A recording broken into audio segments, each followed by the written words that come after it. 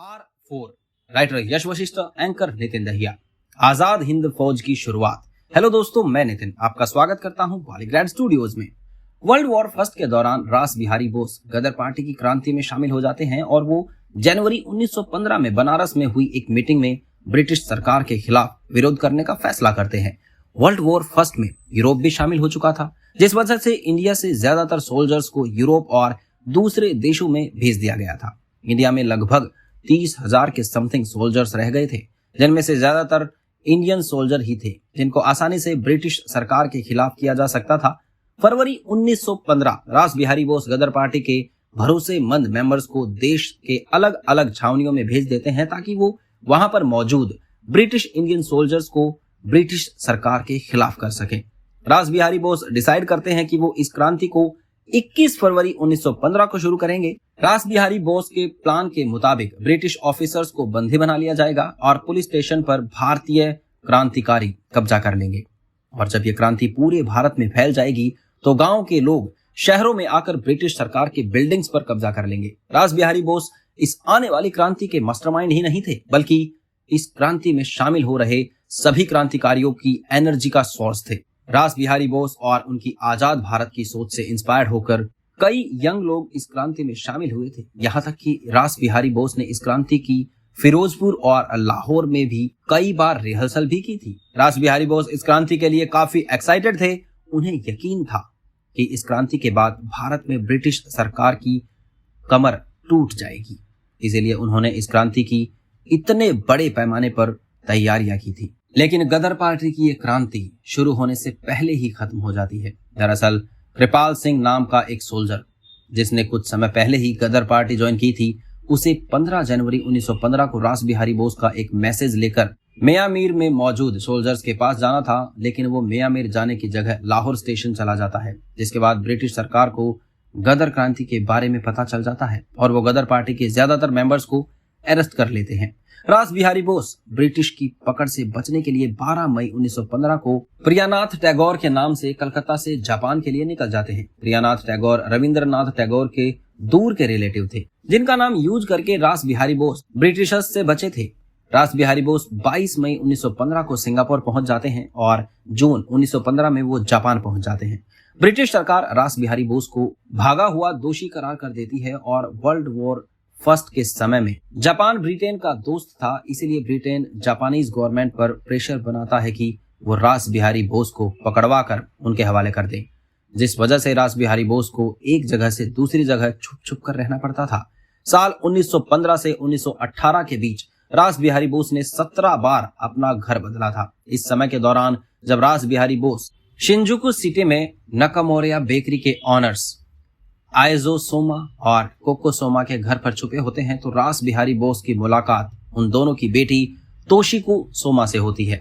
लेकिन उस समय रास बिहारी बोस और तोशिको सोमा के बीच ज्यादा बातें ही नहीं होती, क्योंकि रास बिहारी बोस के पीछे ब्रिटिशर्स पड़े हुए थे और वो एक जगह पर ज्यादा देर तक नहीं रुक सकते थे।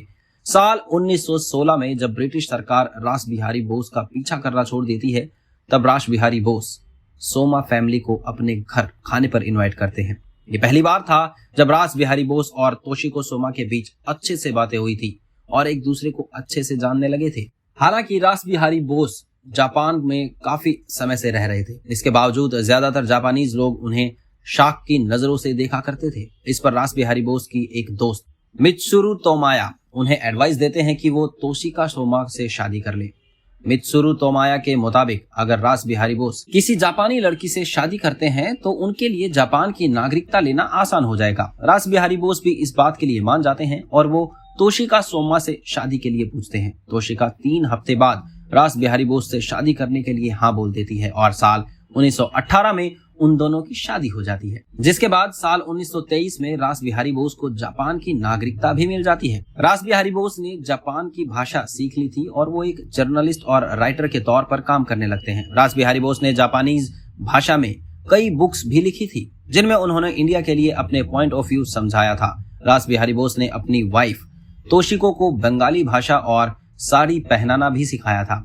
ये भी माना जाता है कि रास बिहारी बोस ने जापान में इंडियन स्टाइल करी की शुरुआत की थी, जो कि जापान के लोगों को काफी पसंद भी आई थी। साल 1923 के बाद से तोशिको की तबीयत ज्यादातर खराब रहने लगी थी और 1924 में खराब तबीयत की वजह से उनकी मौत हो गई। रास बिहारी बोस और तोशिको सोमा के 2 बच्चे थे। मसाहिदे बोस, जिनका जन्म साल 1920 में हुआ था, उनकी मौत 24 साल की उम्र में वर्ल्ड वॉर 2 में हो गई थी, और उनकी बेटी तेत्सुको, जिनका जन्म साल 1922 में हुआ था। जापान में रहने के बावजूद रास बिहारी बोस इंडिया को आजाद करवाने का सपना देखते रहते हैं। रास बिहारी बोस A.M. नायर के साथ मिलकर जापानीज अथॉरिटीज ऑफ गवर्नमेंट को भारतीय क्रांतिकारी और स्वतंत्रता सेनानियों की मदद और उन्हें सपोर्ट करने के लिए मनाने की कोशिश कर रहे थे। रास बिहारी बोस ने मार्च 1942 में टोक्यो में एक कॉन्फ्रेंस का आयोजन किया था, जिसमें उन्होंने इंडियन इंडिपेंडेंस लीग को स्टैब्लिश करने और भारत की आजादी के लिए एक आर्मी बनाने का डिसीजन लिया था। इसके बाद रास बिहारी बोस ने जून 1942 में बैंकॉक में इंडियन इंडिपेंडेंस लीग की दूसरी कॉन्फ्रेंस का आयोजन किया था, जिसमें उन्होंने सुभाष चंद्र बोस को इनवाइट किया था और उन्हें इंडियन इंडिपेंडेंस लीग को प्रेसिडेंट के तौर पर शपथ दिलवाई थी। रास बिहारी बोस ने इंडियन इंडिपेंडेंस लीग के मिलिट्री विंग के तौर पर 1 सितंबर 1942 को इंडियन नेशनल आर्मी की स्थापना की थी। इंडियन नेशनल आर्मी को आजाद हिंद फौज के नाम से भी जाना जाता है। वर्ल्ड वॉर 2 में जब जापानीज आर्मी ने मलाया और बुर्मा में हमला किया था, तो उस वॉर में ब्रिटिश इंडियन आर्मी हार गई थी, जिसके बाद मलाया और बुर्मा से पकड़े गए सोल्जर्स को जापान में प्रिजनर ऑफ वॉर बना लिया गया था। जापान में इंडियन प्रिजनर से मिलने के लिए सुभाष चंद्र बोस आते हैं और उन इंडियन सोल्जर्स को इंडिया इंडिपेंडेंस लीग ज्वाइन करने के लिए एनकरेज करते हैं और उन्हें इंडियन नेशनल आर्मी का सोल्जर बनने के लिए कहते हैं। रास बिहारी बोस आजाद हिंद मूवमेंट के लिए फ्लैग को सेलेक्ट करते हैं और उसे सुभाष चंद्र बोस को सौंप देते हैं। हालांकि रास बिहारी बोस ने इंडियन नेशनल आर्मी की कमान सुभाष चंद्र बोस को सौंप दी थी, लेकिन इसके बावजूद इंडियन नेशनल आर्मी को बनाने का श्रेय रास बिहारी बोस को ही जाता है। 21 जनवरी 1945 को वर्ल्ड वॉर 2 के एंड होने से कुछ समय पहले रास बिहारी बोस की मौत ट्यूबरकुलोसिस से जापान के टोक्यो में हो जाती है। रास बिहारी बोस के मौत के बाद उन्हें जापान के राजा के द्वारा the second order of merit of the rising sun से सम्मानित किया जाता है, जो कि जापान में किसी फॉरेनर को दिया गया सर्वोच्च सम्मान था। RRR एक स्वतंत्रता सेनानियों पर फिल्म थी, जिसमें हमें अल्लूरी सीतारामराजू और कोमाराम भीम जैसे स्वतंत्रता सेनानियों के बारे में बताया गया था, जिन्होंने ब्रिटिश सरकार के खिलाफ विरोध किया था। तो हो सकता है कि हमें R4 फिल्म में रास बिहारी बोस जैसे क्रांतिकारी और स्वतंत्रता सेनानी के बारे में देखने को मिले। तो ये कहानी आपको कैसी लगी, हमें कमेंट करके जरूर बताएं। धन्यवाद।